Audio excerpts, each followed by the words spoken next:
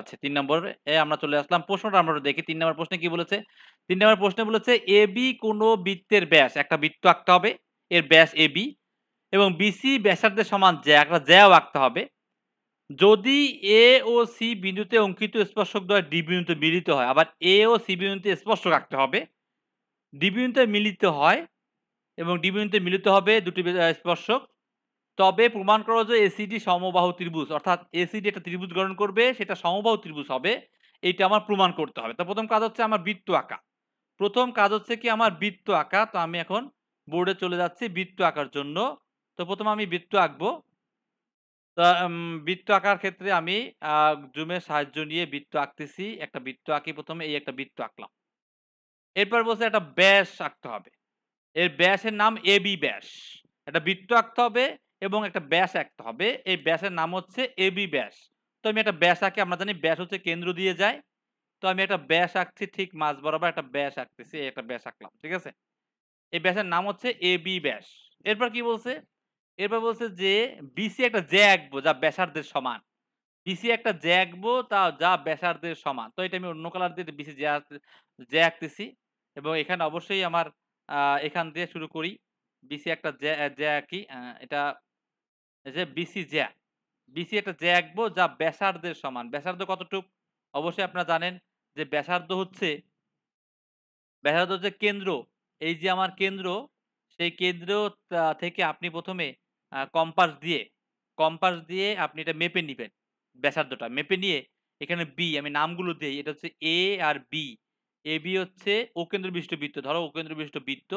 সেই বৃত্তের AB হচ্ছে ব্যাস। এরপর হচ্ছে BC। BC হচ্ছে একটা জ্যা। এই BC হচ্ছে জ্যা। এই জ্যাটা হচ্ছে ব্যাসার্ধের সমান। অর্থাৎ OB অথবা OA এর সমান। এরপর কি বলছে? এরপর বলছে যে এই A বিন্দু থেকে আমি কি আঁকবো? একটা স্পর্শক আঁকবো এবং C বিন্দুতে একটা স্পর্শক আঁকবো। তো স্পর্শক আঁকি আগে। আগে A বিন্দুতে ও C বিন্দুতে স্পর্শক আঁকি। তারপর দেখা যাক পরবর্তীতে কি হয়। তো A বিন্দুতে একটা স্পর্শক, এখান থেকে স্পর্শক অবশ্যই লম্ব গঠন করবে। আ স্পর্শকটা আমার একটু এলোমেলো হয়ে গেল। ঠিক A বিন্দু থেকে স্পর্শকটা আঁকতে হবে। A বিন্দুতে আমার একটা স্পর্শক এবং C বিন্দুতে একটা স্পর্শক। তো এই বিন্দুতে স্পর্শক ধরো এইখানে। এই বিন্দুতে স্পর্শকটা এখানে হলো। আবার এই C বিন্দুতে একটা স্পর্শক। C বিন্দুতে একটা স্পর্শক আঁকবো এবং এখন অনেকেই মনে করে স্যার এগুলো কিভাবে আঁকবো? এর আঁকার সঠিক নিয়মটা কি একটু বলেন? হুম? আঁকার সঠিক নিয়মটা কি? এটা কিন্তু সঠিক হয় না। এখানে এই পর্যন্ত হলে মনে হয় সঠিক হতো। এই যে, ধরো এই পর্যন্ত বাকিটা আপনারা মুছে দিবেন। এই পর্যন্ত হলে মনে হয় সঠিক হবে। এইটুকু এখানে মুছতে পারবো না। কারণ মুছতে গেলে পুরাটা মুছে যাচ্ছে। যাই হোক, এখানে আবার একটু আঁকার চেষ্টা করছি। পুরোটা মুছে যাচ্ছে। এই ব্যাস। তো এই দুটো স্পর্শক পরস্পর D বিন্দুতে। এই দুটো স্পর্শক পরস্পর D বিন্দুতে ছেদ করেছে। এই বিন্দুটার নাম হচ্ছে D বিন্দু। তাই প্রমাণ করতে হবে যে ACD সমবাহু ত্রিভুজ। তার মানে AC আমার যোগ করতে হবে। তাহলে AC আমি যোগ করে দেই। ACD সমবাহু ত্রিভুজ। তাহলে সবকিছু কিন্তু আমার প্রশ্নের মধ্যেই বলেছে। আমি আবার বলতেছি ভালো করে খেয়াল করেন। ১ম কথা হচ্ছে যে ও কেন্দ্রবিশিষ্ট বৃত্ত এর AB ব্যাস, আঁকলাম ব্যাস। BC ব্যাসার্ধের সমান জ্যা অর্থাৎ OB যতটুকু হবে BC ঠিক ততটুকুই হবে। আঁকলাম একটা জ্যা। এরপর C বিন্দু থেকে আপনি লম্ব আঁকবেন। কিভাবে লম্ব আঁকবেন? আপনি এই OC যোগ করে তারপরে লম্ব আঁকতে পারেন। এই OC যোগ করে এখানে লম্ব আঁকলেই একটা স্পর্শক তৈরি হবে। কারণ আমরা জানি ব্যাসার্ধের সাথে স্পর্শ লম্ব গঠন করে। আবার OA তো যোগ করা আছেই। সেখান থেকে আপনি এখানে ৯০ ডিগ্রি কোণ করে এখানে আপনি কি আঁকতে পারেন? এখানে আপনি আপনার এই যে ৯০ ডিগ্রি করে এই স্পর্শকটা আঁকতে পারেন। উভয় স্পর্শক D বিন্দুতে ছেদ করল। A, C যোগ করেছি। যোগ করেছি এজন্য কারণ ACD ত্রিভুজ হতে হলে A, C যোগ না করলে হবে না। তাহলে ACD ত্রিভুজ, এই ত্রিভুজটা সমবাহু ত্রিভুজ। অর্থাৎ এই ত্রিভুজের ৩ টা বাহুই সমান। এইটা আমার প্রমাণ করতে হবে। তো চিত্রটা কারো কোনো প্রশ্ন আছে কিনা তাহলে বলেন? চিত্রটায় কোনো প্রশ্ন আছে কিনা? একটু খেয়াল করেন আমরা বিশেষ নির্বাচনটা লিখব। তো বিশেষ নির্বাচন হচ্ছে এই স্পর্শক আঁকার নিয়মটা আমি আবার বলতেছি। OA ব্যাসার্ধ এখানে আপনি লম্ব আঁকতে পারেন। এখানে চাপ দিয়ে এরপর লম্ব যেভাবে আঁকেন সেভাবে সেই নিয়মে এখানে যেকোনো ব্যাসার্ধ নিয়ে বৃত্তচাপ সেই একই ব্যাসার্ধ নিয়ে আবার চাপ দিয়ে এভাবে লম্ব এঁকে আপনি স্পর্শক আঁকতে পারেন অথবা চাঁদা দিয়েও আঁকতে পারেন। এটা ইচ্ছা। তো আমরা বিশেষ নির্বাচন লিখি বিনি। বিশেষ নির্বাচন কি লিখব? দেখে থেকেই লিখে ফেলবো। যেহেতু দেওয়া আছে তাহলে লিখব বৃত্তের কেন্দ্র দেওয়া নাই তাহলে মনে করি লিখি। বৃত্তের যেহেতু কেন্দ্র দেওয়া নাই তাহলে মনে করি ও কেন্দ্র বিশিষ্ট বৃত্তে এবি ব্যাস, ও কেন্দ্র বিশিষ্ট বৃত্তে এবি ব্যাস বিসি ব্যাসার্ধের সমান একটি জ্যা। বিসি ব্যাসার্ধের সমান একটি জ্যা এ ও সি বিন্দুতে অঙ্কিত স্পর্শক দ্বয়। এ ও সি বিন্দুতে অঙ্কিত স্পর্শক দ্বয় ডি বিন্দুতে অঙ্কিত স্পর্শক দ্বয় কি এডি ও সিডি ডি বিন্দুতে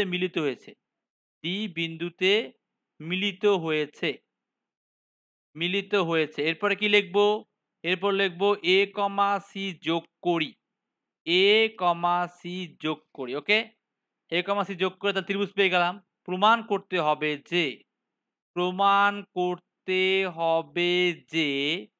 কি প্রমাণ করতে হবে? ত্রিভুজ এসিডি সমবাহু ত্রিভুজ। এসিডি একটি কথা লিখে দিতে পারেন যে এসিডি একটি সমবাহু ত্রিভুজ। এখানে একটিটা আমি অঙ্কে লিখে দিচ্ছি, আপনারা কথায় একটি লিখে দিবেন যে এসিডি একটি সমবাহু ত্রিভুজ। প্রমাণ করতে হবে যে এসিডি একটি সমবাহু ত্রিভুজ। ক্লিয়ার? এটা কিন্তু আপনারা এভাবে লিখতে পারেন। এরপরে যাব আমরা কি অঙ্কন করতে হবে। এখানে একটু অঙ্কনটা ছোট একটা অঙ্কন হচ্ছে ও কমা সি যোগ করি। ও কমা সি এটা আগেও লাগতো, স্পর্শক আঁকার জন্য ব্যাসার্ধ করে আপনি এটা দরকার হবে, তো আমি অঙ্কনে লাগবে এটা। ও কমা সি যোগ করি, অঙ্কন ও কমা সি যোগ করি, এলো অঙ্কন শেষ।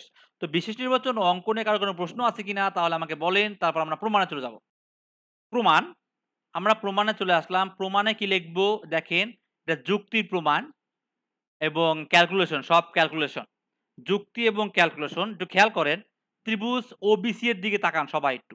ত্রিভুজ ওবিসি এর সবগুলো বাহু কিন্তু সমান, ওবি সমান ওসি সমান বিসি। কেন?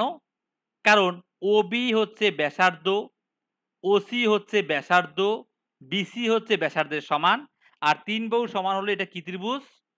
সমবাহু ত্রিভুজ। অতএব ত্রিভুজ ওবিসি সমবাহু ত্রিভুজ, এতে কোনো সন্দেহ থাকার কথা না। পেয়ে গেলাম। তাহলে সমবাহু ত্রিভুজের সবগুলো কোণ কি হয়? ৬০ ডিগ্রি।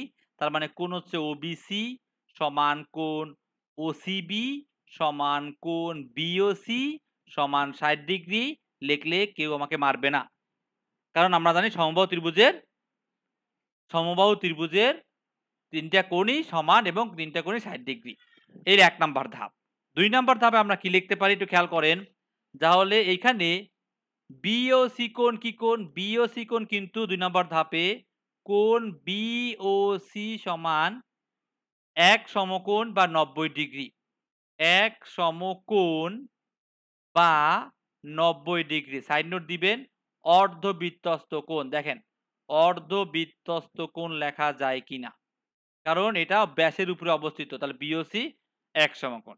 তাহলে এক সমকোণ এই বিওসি কোণকে আমরা আলাদা করে লিখতে পারি যে বিসিও যোগ ওসিএ বা এসিও যোগ বিসিও।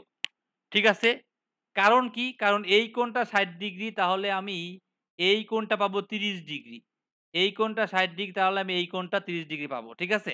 দেখেন, আপনারা বুঝতে পারতেছেন কিনা? আমরা পরের পেজে যাবো কিনা একটু বলেন, একটু লেখা হইল কিনা? তো আমরা পরের পেজে চলে আসলাম। এখানে আমরা এই কোণটাকে ২ টা ভাগে ভাগ করব। একটা হচ্ছে কোণটাকে কি লেখা যায়? আমি একটু আবার একটু দেখে নেই। কোণটাকে লেখা যায় হচ্ছে আ ও বা ওসিবি। এটাকে লেখা যায় বিসিও যোগ এসিও। বিসিও যোগ তাহলে কি বিসিও যোগ এসিও সমান ৯০ ডিগ্রি। তো এখানে এই কোণটার মান আমরা ৬০ ডিগ্রি পেয়ে গেলাম। অতএব এসিও কোণ সমান ৯০ - ৬০ সমান হচ্ছে ৩০ ডিগ্রি। ঠিক আছে? তো এটা আমরা 30 ডিগ্রি পেয়ে গেলাম। এখন আমরা যে কাজটা করব, এইটা 30 ডিগ্রি হলে এইটা কিন্তু 60 ডিগ্রি হয়। এই টোটালে কিন্তু 60 ডিগ্রি হয়। দেখেন কিভাবে হয়? কারণ এইটার স্পর্শক, স্পর্শক কি করে? স্পর্শক তোমার হচ্ছে লম্ব কিন্তু উৎপন্ন করে। অর্থাৎ OCD কোণ 90 ডিগ্রি। ঠিক আছে? তো সেখান থেকে আমরা কিন্তু পাই 90 - 60 = 30 ডিগ্রি। ঠিক আছে? তো আমরা কি করতে পারি? এসিও কোণকে 30 ডিগ্রি কোণ পেলাম। এখন ৩ নাম্বার ধাপ। ৩ নাম্বার ধাপ একটু ভালো করে খেয়াল করেন যে আ ওসি, ওসি হচ্ছে স্পর্শ বিন্দুগামী। ওসি স্পর্শ বিন্দুগামী ব্যাসার্ধ, স্পর্শ বিন্দুগামী, ওসি হচ্ছে স্পর্শ বিন্দুগামী ব্যাসার্ধ।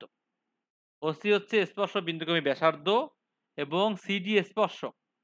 সিডি হচ্ছে স্পর্শক। তাহলে ওসি লম্ব কার উপরে? ওসি লম্ব সিডির উপরে অথবা সিডি লম্ব ওসির উপরে যদি লিখি।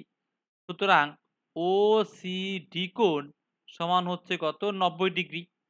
আর ওসিডি কোণকে ২ ভাগে ভাগ করা যায়। ওসিডি কোণকে ২ ভাগে ভাগ করা যায় সেটা কি লিখতে পারি? একটা হচ্ছে আ ও ওসিএ বা এসিও, এসিও যোগ এসিডি সমান হচ্ছে ৯০ ডিগ্রি। তো সেখান থেকে আমি যদি এই মানটা বসাই দেই এসিওর মান, তার মানে এসিডি কোণের মান ৩০ ডিগ্রি ৬০ ডিগ্রি আসে। অতএব এসিডি কোণের মান কিন্তু ৬০ ডিগ্রি। যেহেতু এসিওর মানটা আমরা এখানে বসাই দিলাম, তো এটাকে ৬০ ডিগ্রি আসে। তদ্রূপ একটু খেয়াল করেন যে এইটা কি ত্রিভুজ? ওএসি কি ত্রিভুজ? আবার, আবার লেখে বা ৪ নাম্বার ধাপ লেখে আবারও লিখতে পারেন বা ৪ নাম্বার ধাপও লিখতে পারেন।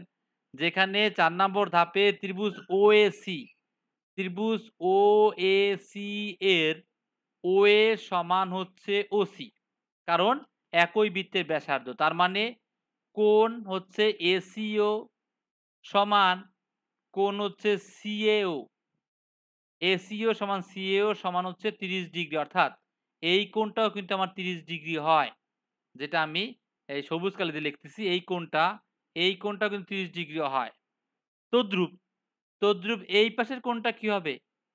এই পাশের কোণটা কিন্তু ৬০ ডিগ্রি হবে। কিরকম? কারণ এখানে আমি তদ্রূপ লিখেই ডাইরেক্ট লিখে দিচ্ছি কারণ একই নিয়ম। তদ্রূপ কোণ সিএডি সমান হচ্ছে ৬০ ডিগ্রি। কারণ আপনারা যেহেতু লিখে নিতে পারেন যে ওসি স্পর্শ আ ও ওএ, ওএ স্পর্শ, ওএ স্পর্শ বিন্দুগামী ব্যাসার্ধ, স্পর্শ বিন্দুগামী ব্যাসার্ধ অথবা ডাইরেক্টও লিখে দিতে পারেন, বড় হয়ে যায় এবং আমার হচ্ছে যে আ এডি স্পর্শক। এডি হচ্ছে স্পর্শক অথবা এটুক না লিখে ডাইরেক্ট লিখতে পারেন যে ওএ লম্ব এডি। ওএ লম্ব এডি এখান থেকে আমরা কিন্তু সিএডি কোণের মান পেলাম ৬০ ডিগ্রি। তার মানে এইটাও আমরা ৬০ ডিগ্রি পেয়ে গেলাম। একটু খেয়াল করেন কোনটা, কোনটা? এইটাও ৬০ ডিগ্রি পেয়ে গেলাম। এইটাও ৬০ ডিগ্রি পেয়ে গেলাম। তাহলে আমার একটা কোণ বাকি। আমরা তো একটা কোণ ত্রিভুজের ৩ কোণের সমষ্টি ১৮০ দিয়ে করতে পারবো। আগে দেখেন এতটুকু কোনো সমস্যা আছে কিনা কারো তাহলে বলেন। আমরা নেক্সট পেজে চলে আসলাম। নেক্সট পেজে চলে আমরা দেখতে আ বা পরবর্তী ধাপ ত্রিভুজ যেটা বললাম একটু খেয়াল করেন যে ত্রিভুজ এসিডি। ত্রিভুজ এসিডি থেকে আমরা ধাপ নাম্বার এটা দিতে পারি ৫ নাম্বার ধাপ। ৫ নাম্বার ধাপে ত্রিভুজ ধাপ যতগুলো দেন টেনশন করার কিছু নেই। ত্রিভুজ এসিডি এর কি কোণ? এসিডি কোণ যোগ সিএডি কোণ যোগ এডিসি কোণ সমান কি হবে? অবশ্যই ১৮০ ডিগ্রি হবে। সাইড নোটে লিখে দিবেন ত্রিভুজের ৩ কোণের সমষ্টি ১৮০ ডিগ্রি। ত্রিভুজের ৩ কোণের সমষ্টি ১৮০ ডিগ্রি এটা আপনি সাইড নোটে লিখে দিবেন। সেক্ষেত্রে আপনি ২ টি কোণের মান জানেন। কোন কোণের মান জানেন আমি আবার মনে করায় দেই। আপনি এসিডি ও সিএডি কোণ মান জানেন, এডিসি কোণের মান জানেন না। তো আপনি এসিডি কোণ হচ্ছে ৬০, সিএডি কোণ হচ্ছে ৬০ এবং এডিসি কোণের মান আপনি জানেন না। তাই এডিসি কোণ রেখে দিলেন। সমান হচ্ছে ১৮০। তো এই ৬০ ডিভাইডেড হলে বিয়োগ হয়ে গেলে এডিসি কোণের মান আপনার কাছে আসছে কত? ৬০ ডিগ্রি। তার মানে আমার দাঁড়াচ্ছে কি? এসিডি সমান সিএডি সমান এডিসি সমান হচ্ছে ৬০ ডিগ্রি। তাহলে ৩ টে কোণ সমান হলে ৩ টে বাহু সমান হবে। সুতরাং এসি বাহু সমান এডি বাহু সমান তোমার হচ্ছে সিডি বাহু।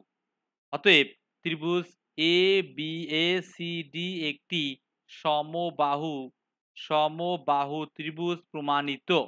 দেখেন একদম ক্লিয়ার, কিন্তু এটা একটু টেকনিক্যালি জ্যামিতি। জ্যামিতিটা বড় হতে পারে, মনে করতে পারেন বড়, কিন্তু জ্যামিতিটা সহজ, জাস্ট ক্যালকুলেশন বেশি।